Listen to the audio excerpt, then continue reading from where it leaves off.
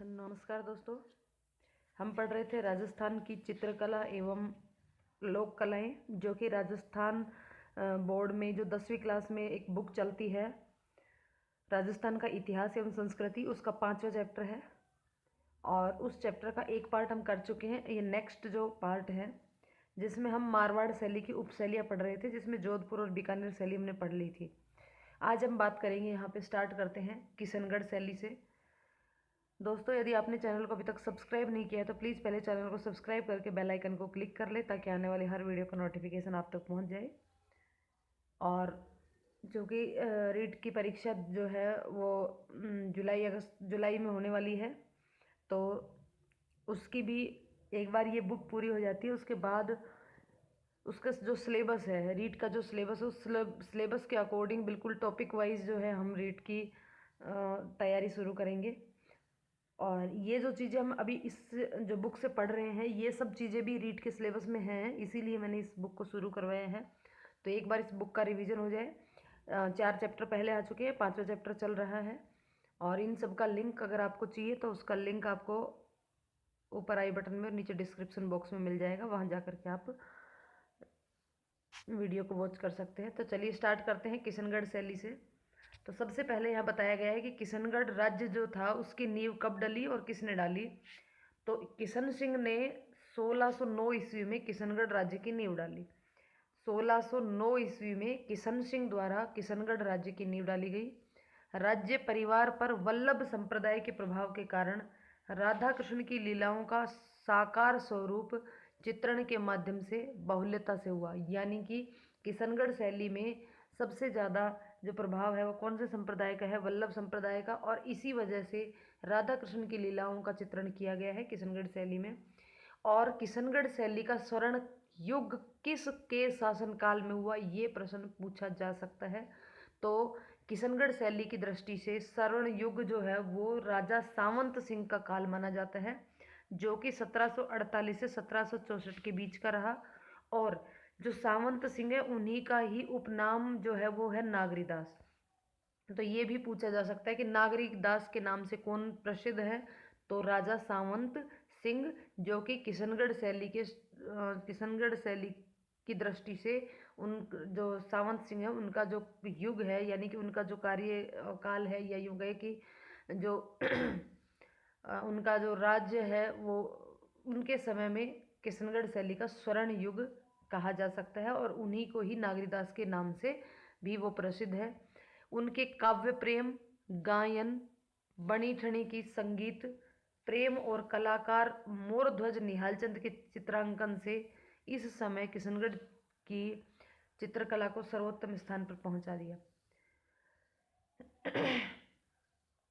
देखिए, जो किशनगढ़ शैली थी उसके जो कलाकार थे वो थे मोरध्वज निहालचंद, और उन्हीं के ही चित्रांकन ने किशनगढ़ शैली को सर्वोच्च स्थान पर पहुंचाया। बनी ठनी को एरिक डिक्सन ने भारत की मोनालिसा कहा। सबसे प्रसिद्ध जो किशनगढ़ शैली की जो वो है चित्रांकन है, जो है सबसे प्रसिद्ध जो है वो है बनी ठनी। और बनी ठनी के जो कलाकार है वो कौन है? मोरध्वज निहालचंद। और बनी ठनी को ही भारत की मोनालिसा कहा जाता है। और ये भारत की बनी ठनी को भारत की मोनालिसा किसने कहा? तो एरिक डिक्सन ने कहा। ये छोटी छोटी चीज़ें जो परीक्षा में पूछी जाती हैं। साथ में बनी ठनी पर डाक टिकट भी जारी किया जा चुका है भारत सरकार द्वारा 1973 ईस्वी में। तो यहाँ पर देखिए क्या क्या चीज़ याद रखने की है, वो एक बार से वापस बता देती हूँ मैं। पूछा जा सकता है कि किशनगढ़ शैली का स्वर्ण युग किसके शासनकाल में हुआ? तो वो है राजा सावंत सिंह, 1748 से 1764। नागरीदास के नाम से किसे जाना जाता है? तो राजा सावंत सिंह को। किशनगढ़ की जो सबसे प्रसिद्ध जो चित्रांकन है वो कौन सा है? तो बनी ठनी है। बनी ठनी के जो कलाकार है वो कौन है? तो मोरध्वज निहालचंद है। बनी ठनी को किस नाम से जाना जाता है, या यूँ कहे कि भारत की मोनालिसा किसे कहते हैं? तो बनी ठनी को भारत की मोनालिसा कहते हैं। भारत की मोनालिसा किसे कहते हैं? तो बनी ठनी को। और बनी ठनी को भारत की मोनालिसा किसने कहा? तो एरिक डिकिंसन ने कहा। बनी ठनी पर डाक टिकट कब जारी किया गया? तो 1973 ईस्वी में। तो इतने से पैराग्राफ में इतने सारे क्वेश्चन जो है वो बन सकते हैं। चलिए आगे चलते हैं।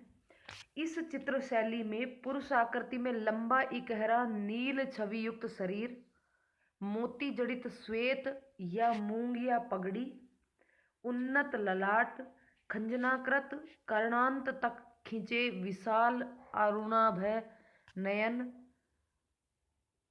और नारी आकृति में त्वंगी लंबी गौर वर्ण नुकीली चिबुक, सुराईदार गर्दन, पतली कमर, लंबी कमल पंखुड़ी सी आंखें, ये स्त्री की विशेषताएं हैं। और पुरुषों की विशेषताओं में क्या बताया कि नील छवि युक्त एक हरा शरीर, मोती जड़ित श्वेत और मूंग या पगड़ी पहने हुए, उन्नत ललाट, खंजनाकृत कर्णांत तक खींचे विशाल अरुणाभय नयन, ये तो पुरुष की विशेषताएं बताई हैं। और स्त्रियों में बताया है कि गौर वर्ण नुकीली जो ये चिबुक मतलब ठुड्डी, सुराईदार पतली लंबी गर्दन, पतली कमर, पंखुड़ी सी आंखें, ये सब जो है स्त्री की जो चित्र शैली में जो स्त्री की जो आकृति है उसके वर्णन किया गया है। दूर दूर तक फैली झील जिसमें केली करते हंस, बतख, सारस, तैरती नौकाएं, केले के गाछ एवं रंग बिरंगे उपवन, चांदनी रात में राधा कृष्ण की केली किरणाएं, प्रातःकालीन और सायंकालीन बादलों का सिंदूरी चित्रण किशनगढ़ शैली की विशेषता है। क्या क्या चीजें बताई हैं? एक तो झील बताई है, पानी में तैरते हुए हंस, सारस, नौकाएं आदि, केले के गाछ, रंग बिरंगे उपवन, चांदनी रात में राधा कृष्ण की केली किरणाएं और प्रातःकाल और सायंकाल का बादलों का सिंदूरी चित्रण। बनी ठनी अर्थात राधा के रूप सौंदर्य का चित्रांकन इस शैली के का विशेष आकर्षण रहा है। यहाँ के प्रमुख रंग हैं सफ़ेद, गुलाबी, स्लेटी और सिंदूरी। अब यहाँ पर देखिए जो पूछा जाता है वो यहाँ से ये पूछा जाता है कि किशनगढ़ शैली के चित्रकार कौन कौन थे। तो यानी कि चित्रकारों के नाम दिए जाएंगे और ये पूछा जाएगा कि ये चित्रकार किस शैली से संबंधित है। तो बनी ठनी शैली के जो चित्रकार है उसमें है नानक राम, सीताराम, सूर्यध्वज, मूलराज, मोरध्वज निहालचंद, बदन सिंह, रामनाथ, सवाई राम, लालड़ी दास, ये सारे के सारे नाम जो है किशनगढ़ शैली के चित्रकारों के नाम हैं। नानक राम, सीताराम, सूर्यध्वज, मोरध्वज, दो ध्वज हो गए, दो राम हो गए, सवाई राम एक ये उसके बाद मूलराज, बदन सिंह, रामनाथ, सवाई राम और लालड़ी दास। इसके बाद चलते हैं किशनगढ़ शैली के बाद अजमेर शैली। राजनीतिक उथल पुथल तथा धार्मिक प्रभावों के कारण अजमेर शहर में जहां दरबारी एवं सामंती संस्कृति का अधिक प्रभाव रहा, वहीं गांवों में लोक संस्कृति और ठिकानों में राजपूत संस्कृति का वर्चस्व बना रहा। भिनाय, सावर, मसूदा, जूनिया जैसे ठिकानों में चित्रण की परंपरा ने अजमेर शैली के विकास और संवर्धन में विशेष योगदान दिया। यानी कि अजमेर शैली के विकास में किन किन का योगदान रहा? भिनाय, सावर, मसूदा, जूनिया आदि ठिकानों का। जूनिया का चांद, सावर का तैयब, नांद का राम सिंह भाटी, खैरवा से जालजी नारायण भाटी, मसूदा से माधोजी एवं राम तथा अजमेर के अल्लाह बख्श, उसना और साहिबा स्त्री चित्रकार विशेष उल्लेखनीय है। स्त्री चित्रकार कौन कौन है? अल्लाह बख्श, उसना और साहिबा। जूनिया के चांद द्वारा अंकित राजा पाबूजी, जूनिया के चांद द्वारा अंकित राजा पाबूजी का सन 1698 का व्यक्ति चित्र इस शैली का सुंदर उदाहरण है। यही एक ऐसी कलम रही जिसको हिंदू, मुस्लिम और ईसाई धर्म को समान प्रश्रय मिला। नागौर उपशैली में लकड़ी की कावड़ों और किलों के भित्ति चित्रण में मारवाड़ शैली का प्रभाव दिखाई पड़ता है। वृद्धावस्था के चित्रों को नागौर के चित्रकारों ने अत्यंत कुशलता पूर्वक चित्रित किया। देखिए, यहाँ पर यह भी पूछा जा सकता है कि वृद्धावस्था को किन चित्रकारों ने चित्रित किया, तो नागौर के चित्रकारों ने चित्रित किया। पारदर्शी वेशभूषा नागौर शैली की अपनी विशेषता है। पारदर्शी वेशभूषा। जैसलमेर शैली का विकास मुख्य रूप से महारावल, हर्राज, अखै सिंह, मूलराज के संरक्षण में हुआ। मूमल जैसलमेर शैली की प्रमुख चित्र है। देखिए, बनी ठनी किशनगढ़ का है और मूमल कहाँ का है, जैसलमेर का। जैसलमेर शैली की एक प्रमुख विशेषता यह भी है कि यह मुगल और जोधपुर शैली का प्रभाव नहीं है, यह एकदम स्थानीय शैली है। यानी कि जैसलमेर शैली में किसी दूसरी शैली की अगर बात करें तो जोधपुर या फिर जोधपुर या मुगल शैली का इस पर प्रभाव नहीं है, ये स्थानीय शैली ही है। जोधपुर के दक्षिण में स्थित गोड़वाड़ भूखंड में घाणेराव एक प्रमुख ठिकाना है। चित्रकार नारायण, छज्जू और कृपाराम ने नवीन चित्र शैली का निर्माण किया, जिसे घाणेराव को मारवाड़ की एक उपशैली के रूप में महत्व दिया जा सकता है। तो मारवाड़ की जो उपशैली है घाणेराव, इसके चित्रकार कौन कौन है? नारायण, छज्जू और कृपाराम। नारायण, छज्जू और कृपाराम। उसके बाद तीसरे नंबर की आती है, मेवाड़ शैली पढ़ ली, मारवाड़ शैली पढ़ ली। अब आती है तीसरे नंबर की हाड़ौती शैली। चौहान वंशी हाड़ाओं का प्रभुत्व बूंदी, कोटा, झालावाड़ क्षेत्र में रहा, इसलिए यह हाड़ौती क्षेत्र कहलाया। हाड़ा राजाओं का यहाँ पे ज़्यादा प्रभुत्व रहा, इसलिए इसको हाड़ौती ये क्षेत्र कहलाया। बूंदी शैली, कोटा शैली, झालावाड़ शैली आदि को हाड़ौती शैली के अंतर्गत माना गया है। सबसे पहले बूंदी शैली। चित्रकला की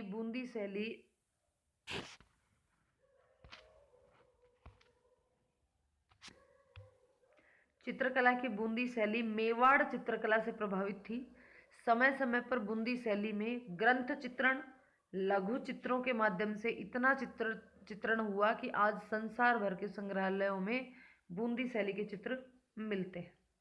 देखिए, राव शत्रुसाल, जिसको छत्रसाल भी कहते हैं, हाड़ा के काल में इस शैली का विशेष रूप से विकास हुआ। कौन से राजा के काल में जो बूंदी शैली है उसका विकास हुआ?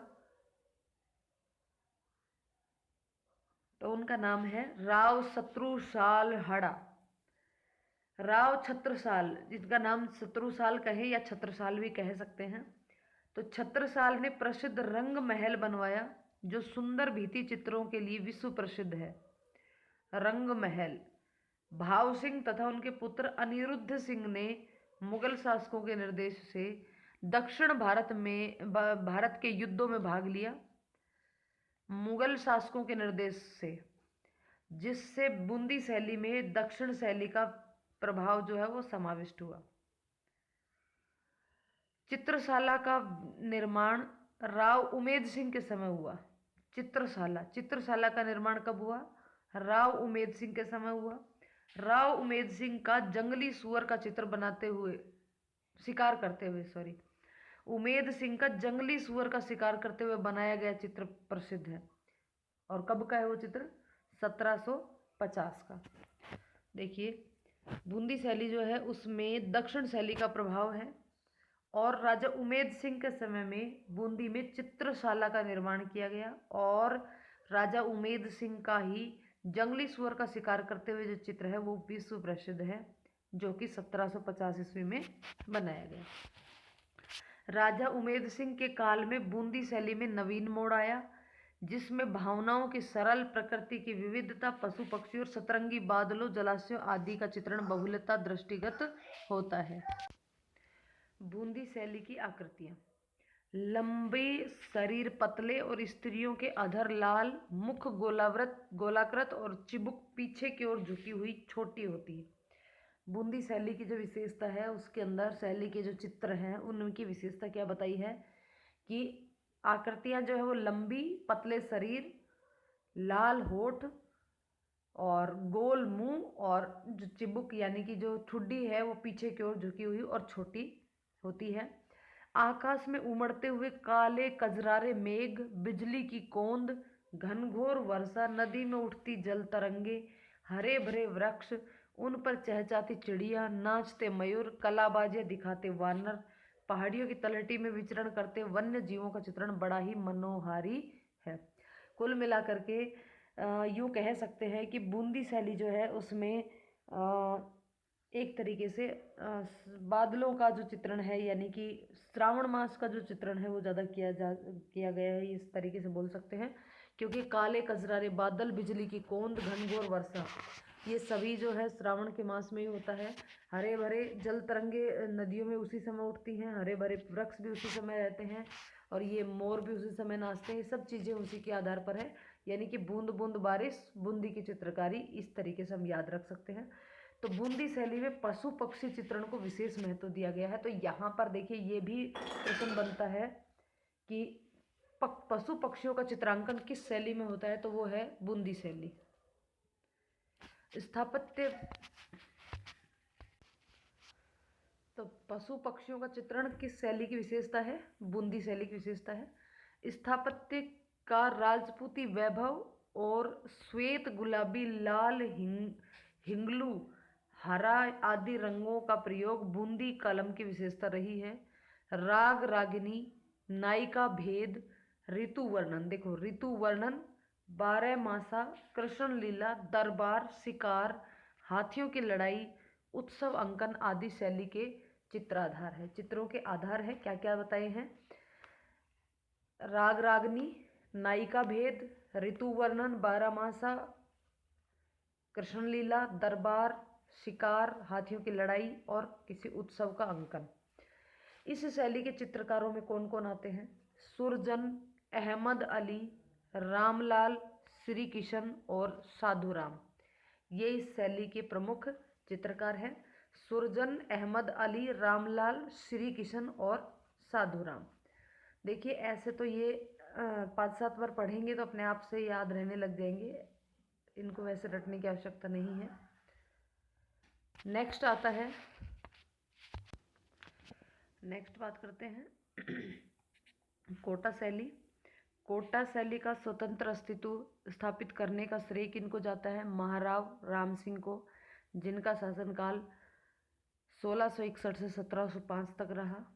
इनके बाद महाराव भीम सिंह ने कोटा राज्य में कृष्ण भक्ति का विशेष महत्व दिया। इसके फलस्वरूप कोटा शैली में वल्लभ संप्रदाय का पूर्ण प्रभाव दिखाई दिया। स्वतंत्र अस्तित्व स्थापित करने का श्रेय तो जाता है महाराव राम सिंह को, और महाराव भीम सिंह ने कृष्ण भक्ति पर विशेष महत्व दिया, और इनके काल में वल्लभ संप्रदाय का प्रभाव देखने को मिला। और कोटा शैली का चरमोत्कर्ष उमेद सिंह के समय में हुआ। उमेद सिंह के समय में कोटा के मुसवीर खाने के कलाकारों ने भित्तियों पर बड़े बड़े चित्र बनाने के साथ ही बड़ी बड़ी वैसलियों का शिकार का समूह चित्रण कर कोटा शैली का विशिष्टता प्रदान की। घने जंगलों में शिकार की बाहुल्यता के कारण कोटा शैली में इस समय शिकार का बहुरंगी वैविध्यपूर्ण चित्रांकन हुआ, जो इस शैली का प्रतीक बन गया। यानी कि शिकार के चित्र जो है वो किस शैली के हैं, तो वहाँ पर आती है बात कोटा शैली की। शिकार के चित्र कोटा शैली के, पशु पक्षियों के चित्र किस शैली की विशेषता है, तो वो है बूंदी शैली की। कोटा शैली की विशेषता है शिकार के चित्र, इस शैली का प्रतीक बन गया। इस शैली में नारियों एवं रानियों का भी शिकार करते हुए दिखाया गया है। इस शैली के प्रमुख चित्रकार थे रघुनाथ, गोविंदराम, डालू, लच्छीराम और नूर मोहम्मद। कोटा शैली के चित्रकार कौन कौन हैं? रघुनाथ, गोविंदराम, डालू, लच्छीराम और नूर मोहम्मद। स्त्री आकृतियों का कोटा शैली में अत्यंत सुंदर चित्रण हुआ है। पीन अधर, सुदीर्घ नासिका, पतली कमर, कपोल खिले हुए सुंदर अलकावली नारी आकृति को जीवंतता प्रदान करती है। पुरुष आकृति में वृषभ कंधे, उन्नत भुएं, मांसल देह, मुंह पर भरी भरी दाढ़ी और मूछें, तलवार कटार आदि हथियारों से युक्त वेशभूषा और मोती जड़ित आभूषण छवि को चार चांद लगाते हैं। कोटा शैली में हल्के हरे, पीले, नीले रंग की बहुतायत में प्रयोग किया जाता है। उसके बाद आती है झालावाड़ शैली। झालावाड़ शैली में देखिए, झालावाड़ के राजमहलों में श्रीनाथ जी, कृष्ण राधा कृष्ण लीला, राम लीला, राजसी वैभव के जो भित्ति चित्र मिलते हैं उनके माध्यम से झालावाड़ शैली का निर्माण होना अभी शेष है, निर्धारण होना, झालावाड़ शैली का निर्धारण होना अभी शेष है। चौथी शैली आती है ढूंढाड़ शैली। तीन पढ़ ली हमने, मेवाड़, मारवाड़ और हाड़ौती। चौथी शैली है ढूंढाड़ शैली। अब ढूंढाड़ शैली की जो उपशैलियां हैं उनके बारे में बात करेंगे। सबसे पहले आमेर शैली। जयपुर के चित्रण परंपरा पूर्ववर्ती राजधानी आमेर की चित्र शैली के कार्मिक विकास का परिणाम है। आमेर शैली का प्रारंभ काल में चित्रित ग्रंथों में यशोधरा चरित्र नामक ग्रंथ प्रमुख है, जो कि 1591 ईस्वी के अंदर रचित ग्रंथ है ये। इस समय में बनी रज्जमनामा 1588 में बनी जो की प्रति अकबर के लिए जयपुर सूरत खाने में भी तैयार की गई थी। इसमें 169 बड़े आकार के चित्र हैं एवं जयपुर के चित्रकारों का भी उल्लेख मिलता है। बैराट के कथित मुगल गार्डन और मोजामाबाद के भित्ति चित्र भी इसी शैली में निर्मित हैं, जिन पर मुगल प्रभाव साफ दिखाई देता है। देखिए, जो आमेर शैली है उसके चित्रों में सबसे महत्वपूर्ण जो ग्रंथ बताया वो बताया यशोधरा चरित्र, और जो रज्जमनामा की जो प्रति है जो अकबर के लिए जयपुर सूरत खाने में तैयार की गई थी, वो तैयार की गई थी 1888 ईस्वी में, जिसमें 169 बड़े आकार के चित्र हैं।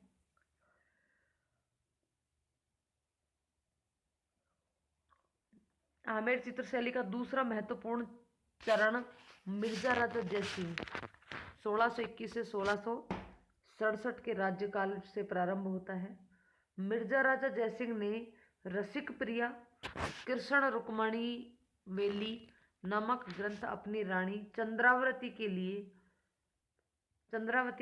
1639 में बनवाए थे, जिसमें कृष्ण और गोपियों का युगल स्वरूप लोक शैली में चित्रित है। आमेर में ही मिर्जा राजा जयसिंह ने 1639 में गणेश पोल का निर्माण करवाया, जो कि भित्ति चित्रों और अलंकरणों से सुसज्जित है। तो मिर्जा राजा जयसिंह जो थे उनके काल में इस आमेर शैली का दूसरा चरण जो है वो शुरू हुआ, और मिर्जा राजा जयसिंह ने रसिक प्रिय, कृष्ण रुक्मणी वेली नामक ग्रंथ अपनी रानी चंद्रावती के लिए 1639 में बनवाए थे, और उसी समय मिर्जा राजा जयसिंह ने गणेश पोल का निर्माण भी करवाया, जो कि भित्ति चित्रों और अलंकरणों से सुसज्जित है।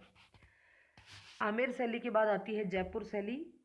महाराजा सवाई जयसिंह प्रथम का काल कला की उन्नति की दृष्टि से कई अर्थों में महत्वपूर्ण रहा है, जिन्होंने अपने राज चिन्हों, कोषों, रोजमर्रा की वस्तुएं, कला का खजाना, साज सज्जा आदि को सुव्यवस्थित ढंग से संचालित करने हेतु 36 कारखानों की स्थापना की, जिसमें सूरत खाना भी एक है। यहाँ चित्रकार चित्रों का निर्माण करते थे। इसी समय रसिक प्रिय, कवि प्रिया, गीत गोविंद, बारहमासा, नवरसा, रागमाला आदि चित्रों का निर्माण इस समय पे हुआ। कौन कौन से चित्रों की बात करी गई है? रसिक प्रिया, कवि प्रिया, गीत गोविंद, बारहमासा, नवरस और रागमाला, इन चित्रों का निर्माण हुआ। और सवाई जयसिंह प्रथम ने ही 36 कारखानों की स्थापना करवाई। महाराजा सवाई ईश्वरी सिंह के समय चित्र सर्जन का केंद्र जो कि सूरत खाना आमेर से हट करके जयपुर में आ गया। ईश्वरी सिंह के समय, इनके समय में साहिब राम और लालचंद नामक चित्रकारों ने प्रशंसनीय कार्य किया। साहिब राम ने बड़े व्यक्ति चित्र, आदमकद पोर्ट्रेट बनाकर चित्रकला की नई परंपरा डाली। लालचंद ने जानवरों की लड़ाई को के अनेक चित्र बनाए। अब देखिए, एक बड़े व्यक्ति के आकार का चित्र किसने बनाया था जिसको आदमकद पोर्ट्रेट के नाम से जाना गया? तो ये आदमकद चित्र बनाया था साहिब राम ने। कौन सी शैली? जयपुर शैली में। और किसने बनवाया था? साहिब राम ने। और जानवरों की लड़ाई के चित्र जो बनवाए थे वो भी जयपुर शैली के अंतर्गत किसने बनाए थे? लालचंद के द्वारा।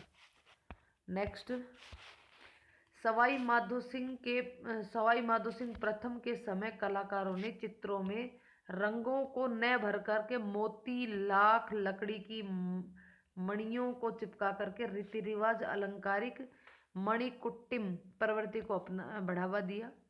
सवाई माधो सिंह प्रथम के समय में गलता मंदिरों, सिसोदिया रानी के महल, चंद्र महल और पुडरिक की हवेली में कलात्मक भित्ति चित्रण हुआ है।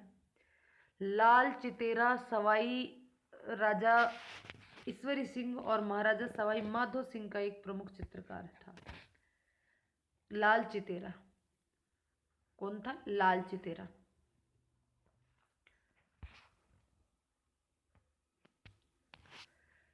महाराजा सवाई प्रताप सिंह के समय में 50 से भी अधिक कलाकार सूरत खाने में चित्रों को बनवाने के लिए नियुक्त थे, जिसमें राम सेवक, गोपाल, हुक्मा, चिमना, शालिग्राम, लक्ष्मण आदि प्रमुख थे।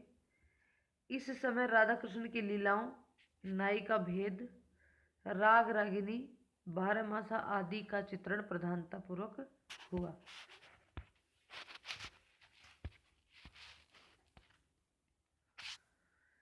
महाराजा सवाई राम सिंह ने कला के विकास के लिए Maharaja school of arts and crafts की सन 1857 में स्थापना की, जो कि वर्तमान में राजस्थान स्कूल ऑफ आर्ट के नाम से जाना जाता है। तो यहाँ पर भी एक प्रश्न बनता है कि महाराजा स्कूल आर्ट एंड क्राफ्ट की स्थापना किनके शासनकाल में हुई? तो आंसर आएगा महाराजा सवाई राम सिंह। और कब हुई? तो 1857 में, जो कि अब फिलहाल राजस्थान स्कूल ऑफ आर्ट्स के नाम से जाना जाता है। भित्ति चित्रण, पोथी चित्रण, आदमकद पोर्ट्रेट, लघु चित्रण में जयपुर के कलाकारों ने मुगल प्रभाव को ग्रहण करते हुए राजपूती संस्कृति को की नफासत और रंगों की लोक कलात्मकता को बनाए रखा। बड़े बड़े पोर्ट्रेट, आदमकद व्यक्ति चित्र यानी कि एक आदमी के जितना बड़ा चित्र एवं भित्ति चित्रण की परंपरा जयपुर शैली की विशिष्ट देन है। जयपुर में भित्ति चित्रों की एक विशेष पद्धति है जिसको स्थानीय भाषा में आला गीला, आराइस और मोराकसी कहा जाता है। देखिए यहाँ पर आदमकद चित्र, आदमकद का मतलब एक आदमी के जितना बड़ा चित्र बनाया जाता है जयपुर शैली में। ये एक जयपुर शैली की विशेषता है, आदमकद चित्र। और यहाँ पर भित्ति चित्रों की विशेषता बताई गई है जिनको स्थानीय भाषा में जयपुर के जो भित्ति चित्र हैं उनको बनाने की विशेष पद्धति है जिसको स्थानीय भाषा में आला गीला, आराइस तथा मोराकसी कहा जाता है। इस पद्धति में क्या होता है कि चूने के तैयार प्लस्तर को घोट कर चिकना कर लिया जाता है और इस पर चित्रण किया जाता है। राजस्थान में सबसे पहले आला गीला पद्धति का प्रारंभ आमेर में हुआ था, जो कि कछवाहा मुगल संबंधों के प्रभाव का परिणाम था। जयपुर शैली का प्रभाव ईसरदा, सिवाड़, झिलाय, उनियारा, चोमू, सामोद, मालपुरा जैसे ठिकानों पर भी रहा, जिससे वहाँ के ठिकाना पेंटिंग भी विकसित हो रही है। इसके बाद आती है अलवर शैली। अलवर शैली 1775 ईस्वी में जयपुर से अलग होकर के राव राजा प्रताप सिंह के समय में स्वतंत्र अस्तित्व में आई है। जो अलवर शैली है वो राव प्रताप सिंह के समय में 1775 ईस्वी में स्वतंत्र में आई, स्वतंत्र अस्तित्व में आई, मतलब कि अलग से वो एक शैली के रूप में विकसित हुई। उनके शासनकाल में शिव कुमार और डालू राम नामक दो चित्रकार जयपुर से अलवर आए। कौन कौन? शिव कुमार और डालू राम। राजगढ़ के किले में शीश महल में अंकित भित्ति चित्र उन्हीं के समय के बने हुए हैं। ये भित्ति चित्र अलवर शैली के प्रारंभिक सर्वोत्कृष्ट चित्र हैं। राजगढ़ के महलों में शीश महल का चित्रण करा करके बख्तावर सिंह ने यहाँ चित्रकला की शुरुआत की। देखिए, बात बताई गई है कि जो महाराजा प्रताप सिंह थे उनके समय में जयपुर से अलग हुई और अलवर शैली जो है वो अस्तित्व में आई। और जयपुर से शिव कुमार और डालू राम दो चित्रकार राजस्थान अलवर में आए और अलवर के राजगढ़ के किले में शीश महल में भित्ति चित्रों का निर्माण उन्होंने करवाया। ये भित्ति चित्र अलवर शैली की प्रारंभिक सर्वोत्कृष्ट चित्र हैं। राजगढ़ के महलों में जो शीश महल का चित्रांकन है वो किसने करवाया था? बख्तावर सिंह ने। और बख्तावर सिंह ने इसी के साथ चित्रकला की शुरुआत की। बलदेव, डालू राम, सालेग्राम इनके राज्य के प्रमुख चितेरे थे। चितेरे किसे कहते हैं? चित्रकारों को ही चितेरे कहते हैं। बख्तावर सिंह के समय में बने सैकड़ों चित्र उनके नाथों, जोगियों, फकीरों से जंगल में धर्म चर्चा करते हुए स्वयं महाराज का चित्रण कला की दृष्टि से उल्लेखनीय है। विनय सिंह का राजस्थान की चित्रकला में उत्कृष्ट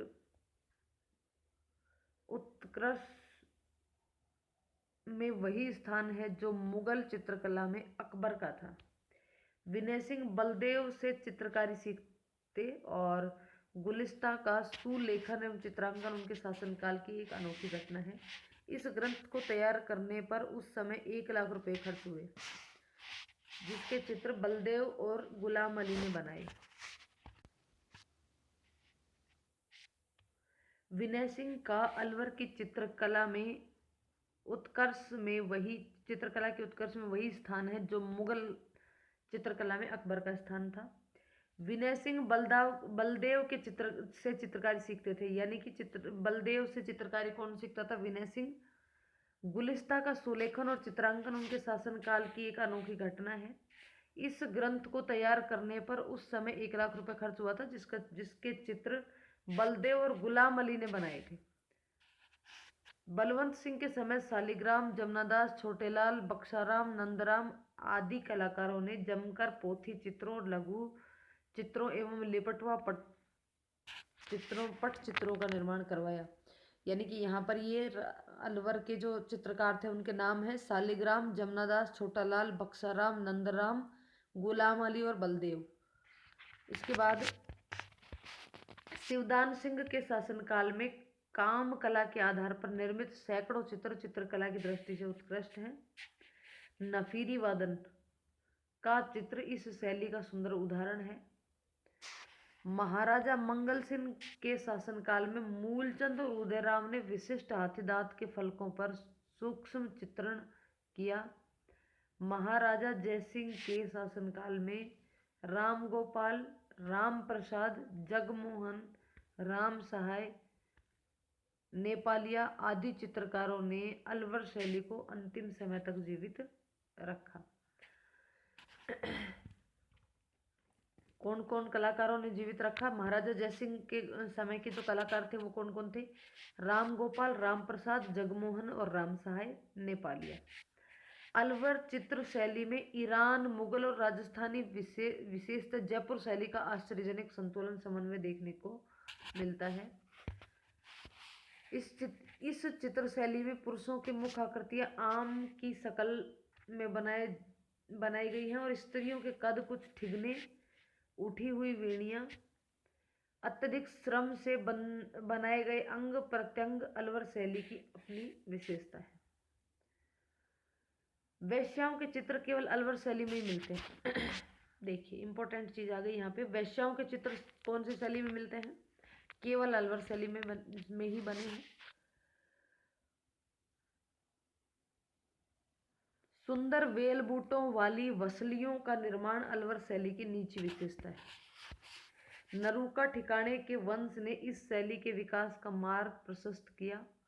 महाराजा सरदार सिंह ने धीमा, मीरबख्श, काशी, राम लखन, भीम आदि कलाकारों को आश्रय प्रदान किया।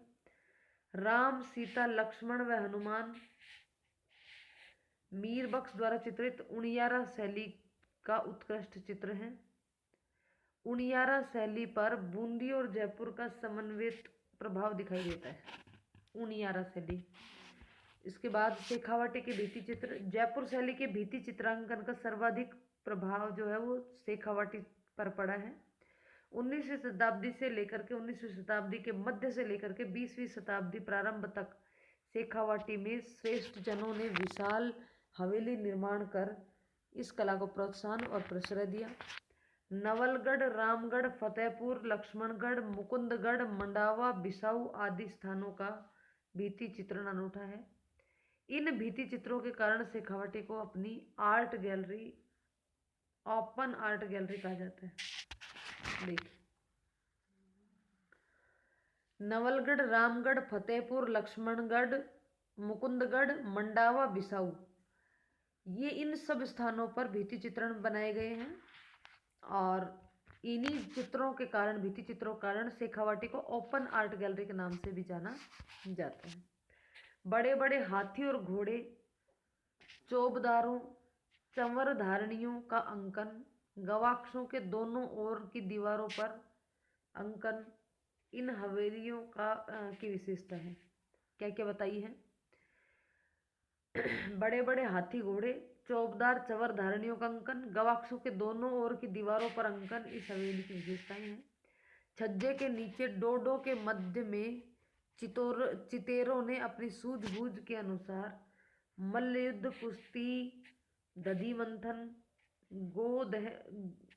गोदोहन, विचित्र पशु पक्षियों, देवी मिथकों, राक्षसों, कामकला, रागिनी, साधु सती, लोक कथाओं का विशेष अंकन किया है। हवेलियों की बाह्य दीवारों और अंदर जो है वो कथात्मक बड़े बड़े फलकों पर चित्रांकन से शेखावाटी शैली की विशेष देन है। दीवारों पर और अंदर कथात्मक बड़े बड़े फलकों का चित्रांकन शेखावाटी शैली की विशेष देन है। शेखावाटी के भित्ति चित्रण में कथई, नीले, गुलाबी रंग की जो है प्रधानता है, किंतु अब इस अमूल्य सांस्कृतिक धरोहर का क्षरण हो रहा है। फ्रांस ने नदीन ला फ्रेंस में फतेहपुर की हवेलियों के भित्ति चित्रों के संरक्षण के संदर्भ में सराहनीय कार्य कर एक मिसाल कायम की है। तो यहाँ पर हमने बात कर ली है सभी चित्रकलाओं की। अब नेक्स्ट वीडियो में हम बात करेंगे लोक कलाओं के बारे में। तब तक के लिए धन्यवाद।